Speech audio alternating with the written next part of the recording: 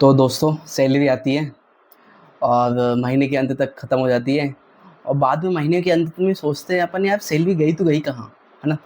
और बेसिकली हम सभी लोगों को पता है कि भाई मंथली ट्रैकिंग करनी चाहिए, बजटिंग बनाना चाहिए, लेकिन जानना और करने में बहुत अंतर होता है। जैसे फॉर एग्ज़ाम्पल हमें पता है कि हमें डाइट अपने हेल्थ के लिए 2-3 चीज़ें ही इम्पोर्टेंट है, जैसे कि diet, exercise and good sleep. But अपन करते हैं क्या? खाने-वाने में तो भाई मेरा तो कंट्रोल नहीं है। चलो इसके लिए बाद में बात करते हैं। इस वीडियो का मेन कंसर्न है कि मैं बताऊँगा कि मंथ में मेरा कितना खर्चा हुआ है। बेसिकली मैं दिसंबर तक हर महीने 1 महीने में 1 वीडियो बनाऊँगा जिसमें मैं बताऊँगा कि हर महीने मेरा कितना खर्चा हो रहा है। उसके बेसिस पे यदि आफ्टर ईयर मतलब 1 साल बाद 2027 में कुछ डिसीज़न लेना है, उसके बेसिस पे हम डिसीज़न ले सकते हैं। पहले यार अपना फ़िक्स्ड जो बहुत ज़्यादा पैसा जाता है, चाहे आप किसी भी सिटी में हो, ये पैसा जाना ही जाना है, जैसे रेंट, ओके। तो ये बैंगलोर में कभी अभी मैं करंटली 3 बीएचके में रहता हूँ और टोटल रेंट आता है 41,000 और इंडिविजुअल जाता है 14,000 के आसपास। ओके, यहाँ पे थोड़ा-सा रेंट कम है अभी इस करंट में, क्योंकि अभी ओनर ने पैसे बढ़ाए नहीं है, देखते हैं कब बढ़ाता है। फिर इसके बाद आता है मेंटेनेंस और वाटर का बिल।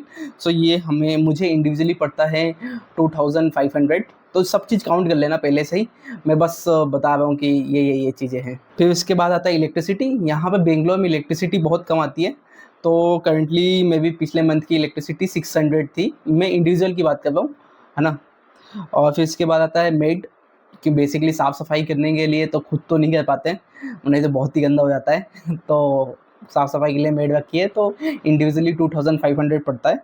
और फिर हम खाना बनाने के लिए हमने कुक रख रखा है, तो वो भी अराउंड 2000 लेती हैं। ओके, फिर उसके बाद आती है ग्रोसरीज़। ग्रोसरीज़ में मुझे लगता था पहले कि बहुत कम लगता है कि 2000-3000 में चल जाता है, बट मैंने कैलकुलेट किया और फिर इसके बाद मैं ट्रैकिंग कर रहा था। मैं ट्रैकिंग करने के लिए जुपिटर एप्लीकेशन का यूज़ करता हूँ। तो जहाँ पे बेसिकली जब आप पेमेंट करते हो तो उसमें आप एक टैग यूज़ कर सकते हो कि बेसिकली आपने ये खर्चा किसके लिए किया है। तो मेरा अराउंड 4500 के आसपास रहा, तो मैं इसको 5000 ले लेता हूँ। और सबसे बड़ी दिक्कत मुझे लगती है कि जब मैंने अपना बजट देखा, पैसे कहाँ जा रहे हैं, कैसे खर्च हो रहे हैं, तो सबसे जो बड़ा मुझे धक्का लगा कि यार ये तो नहीं होना चाहिए था, तो वो जा रहा है स्विगी पे। तो बेसिकली कभी भी कुछ मँगाना, खाना और थोड़ा-थोड़ा करके अमाउंट बहुत बड़ा हो जाता है यार। इस बार अराउंड 4500 तो मेरा और 5000 के आसपास खर्चा स्विगी पे ही हुआ है। ये मुझे लगता है कि सबसे बड़ी दिक्कत की बात है, इसको थोड़ा-सा कम करना चाहिए, क्योंकि भई पहले से ही मोटा होता जा रहा हूँ और बाहर का खाना कम से कम होना चाहिए, बट ये कंट्रोल करना पड़ेगा। ओके, फिर उसके बाद करते हैं मैंने अपने लिए हेल्थ इंश्योरेंस ले रखा है, लाइफ इंश्योरेंस ले रखा है।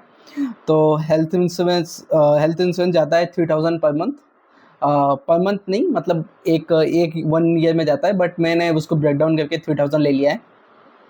और लाइफ इंश्योरेंस जाता है 1000 पर मंथ। ओके, फिर इसके बाद मैं थोड़ा-सा घर में पैसे भेजता हूँ, तो अराउंड इस महीने मैंने 7000 समथिंग मैंने अपने घर पे भेजा था। इस मंथ थोड़ा-सा हेल्थ इश्यू आए थे, तो मैंने अराउंड 4000 के मेडिसिन में पैसा चला गया था। तो ये भी कंट्रोल कर सकते हैं, नेक्स्ट मंथ नहीं होगा वैसे, तो ये मेडिसिन वाला हो गया। और ट्रैवल, मैं अभी ऑफ़िस के जस्ट पास में रहता हूँ, लगभग 1 किलोमीटर के डिस्टेंस में रहता हूँ, तो मैं मेट्रो से आना-जाना कर लेता हूँ। तो मेट्रो में मंथली मान के चलिए 500 लगता है, और कभी कहीं घूमने गया तो रैपिडो बुक कर लेता हूँ, तो अराउंड 2000 समथिंग मेरे ट्रैवल पे खर्च हुआ है। फिर मैंने पिछले साल प्लॉट लिया था, तो प्लॉट के लगभग मैंने सभी डाउन पेमेंट प्लस जो भी मेरा लोन्स थे, उसको मैंने लगभग क्लोज़ कर दिए हैं, बट अभी 10 लैक्स का लोन बचा हुआ है, तो उसकी 10 लाख की ईएमआई जाती है 10,000, तो उसकी ईएमआई हो गई। फिर इसके बाद जैसे अपने वाईफ़ाई हो गया, फिर रिचार्ज हो गया, अब मैं अपना भी करवाता हूँ, फिर उसके बाद अपनी फैमिली का भी करवाता हूँ, तो अराउंड 1000 रुपीज़ रिचार्ज पे चले जाते हैं। फिर इसके बाद मान लीजिए कि 2000 रुपए इधर-उधर कहीं भी चला जाता है, तो मैं उसको मान के चलता हूँ 2000 इधर चला गया है। तो टोटल आप ये कैलकुलेट करेंगे ना, रेंट, मेंटेनेंस, बिजली, made, Swiggy, life insurance, health insurance, ये सभी चीज़ें आप कैलकुलेट करेंगे तो अराउंड 62 टू 65,000 समथिंग ये बैठेगा। एक बार आप कैलकुलेट करके बताना कि क्या क्या आता है। तो यही मेन पॉइंट था। मुझे पहले लगता था कि मेरे पास 30-40 हज़ार में बेंगलोर में हो जाता है, बट जब मैंने ये कैलकुलेट किया, सब चीज़ें देखा, तो मुझे लगा 50-60-70 हज़ार ज़्यादा है। तो देखते हैं हम किसको कैसे बचा सकते हैं और कैसे-कैसे काम कर सकते हैं। तो ये मेरे पास मंथली एक्सपेंस था इस मई महीने का। अब नेक्स्ट मंथ देखते हैं क्या हो सकता है। और ये वीडियो का मेनली पर्पस ये था कि मैं अपने अब इस पे एक्सपेंस ट्रैक कर सकूं और थोड़ा मॉनिटर कर सकूं मेरे पैसे कहाँ लीक हो रहा है और कैसे कहाँ पे क्या बचाया जा सकता है। ठीक है, मिलते हैं अगले वीडियो में नए टॉपिक के साथ। बाय।